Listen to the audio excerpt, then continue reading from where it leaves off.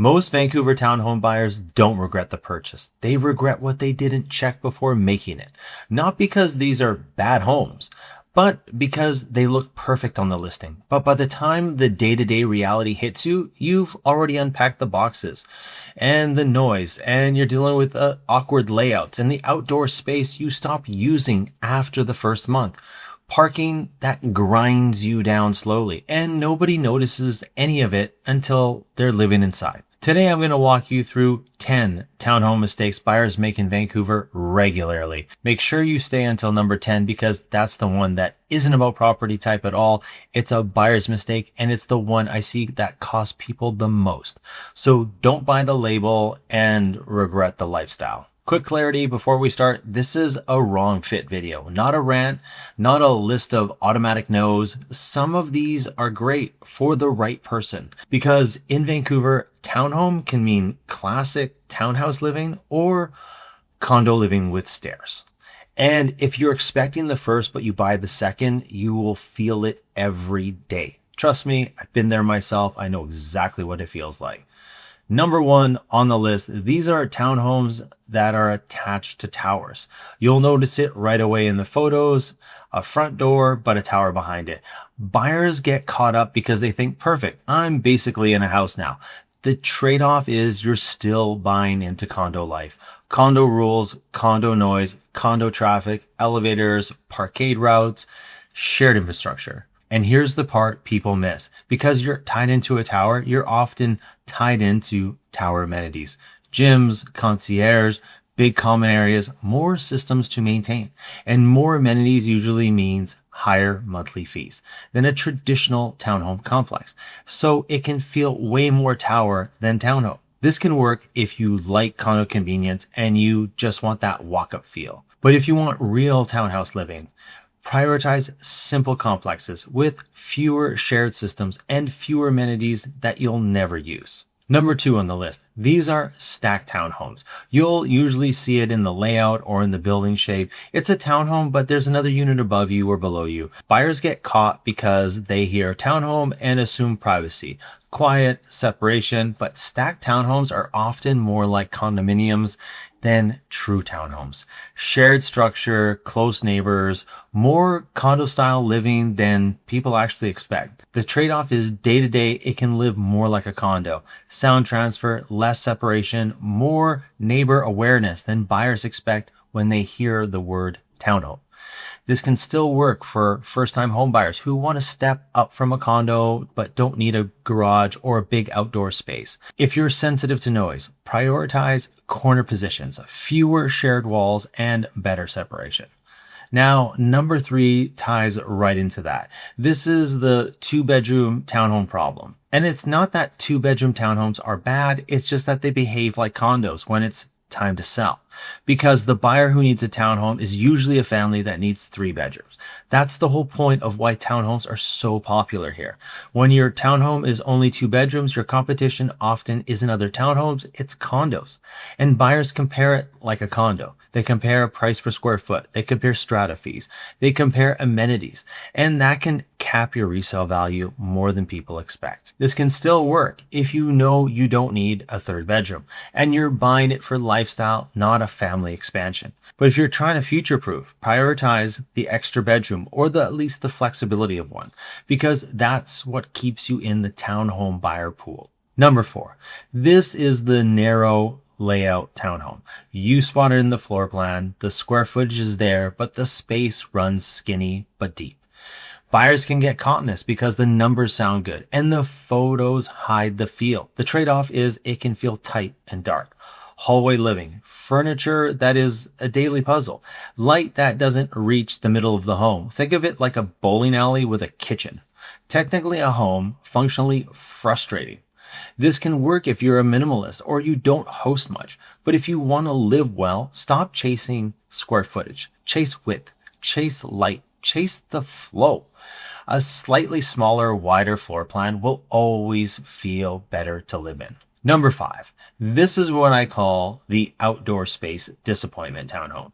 The listing will say private patio or yard or outdoor oasis. There's a photo with a couple of chairs out there and a buyer's picture real outdoor living. Barbecues, kids playing, dog's life, sun, privacy. The trade-off is the space exists, but it's not usable. It faces a public walkway, or it's shaded all day, or you're staring into someone else's windows. It's like a pool table in a room that's 2 feet too small. Technically there, practically useless. So you stop going out there. This can work if you just want to step out for a coffee and fresh air, but if outdoor space matters, prioritize privacy, sun, exposure, and enough depth for real furniture, and ideally a quieter exposure. Number 6, this is the parking included townhome, annoying to live with. The listing says parking included, and buyers mentally check that box. But the day you move in, you realize the parking isn't really attached to your life. The trade-off is daily friction. Down the stairs, through the doors, across the parkade, sometimes an elevator, sometimes long corridors. Sounds small until you're doing it hundreds of times a year. In the rain, with groceries, with kids, with gear. Need I say more? This can work if you drive rarely and live transit first, or at least have a simple short path to the parking stall. If the route annoys you during the showing, it will annoy you way more later. Number 7. This is the townhome that's marketed like it has a garage, but it doesn't. You expect a real garage door. What you get is a parking stall and maybe a locker. Buyers get caught because they assume a townhome equals garage equals storage.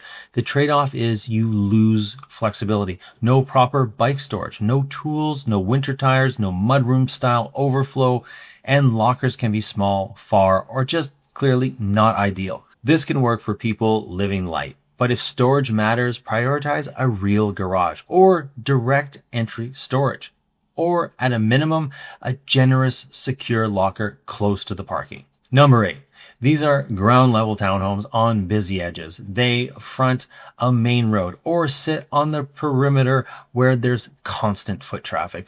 Buyers get caught because they're often priced better and they're photographed well. The trade-off is noise, privacy, security. Headlights, foot traffic, deliveries, street activity. It can feel like you're living in a display window. This can still work if you're out a lot and you're not noise sensitive and you want the value. But if you want peace and privacy, prioritize a quieter exposure. Inner courtyards, setbacks from the street, better sightlines. Number 9, this is less about the unit and more about what you're buying into, because a townhome is still a strata, and that means you're in a group of ownership situation with other people. And in smaller townhome complexes, one toxic owner can make life miserable, not because they're evil, just because they're loud, controlling, or constantly fighting every decision. So before you buy, you don't just look at the kitchen, you look at the strata, read the minutes, look for ongoing disputes, look for lawsuits, look for constant arguments about repairs and money. And if you can talk to a couple owners in the complex, just ask what it's like in living here. You'd be surprised what you can learn in 60 seconds. And number 10, this is the one that isn't about property type. It's the buyer's mistake, and it's the one I see cost people the most. It's buying the wrong townhome for your actual stage of life, not the stage you're planning for, the one you're in right now. Your needs change fast. Kids, working from home, parents visiting, mobility, stairs, storage. A townhome magnifies all of it in both directions. Buy the right fit and it adds to your life every day. Buy the wrong one and it quietly chips away at it. Be real about your next 3 to 5 years. Buy for the lifestyle you're actually living, not for the one you hope shows up later. Here's the pattern. These aren't bad townhomes.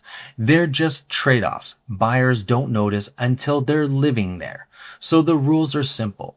Don't buy the label, buy the lifestyle. If you want privacy, direct access, real storage, and usable outdoor space, filter hard for these features. And if you're fine with condo living style with a front door and stairs, some of these can be a generally great fit. If you want help making sure the trade-offs are clear before you commit, the link to book a call is below. Thanks for watching, and we'll see you in the next one.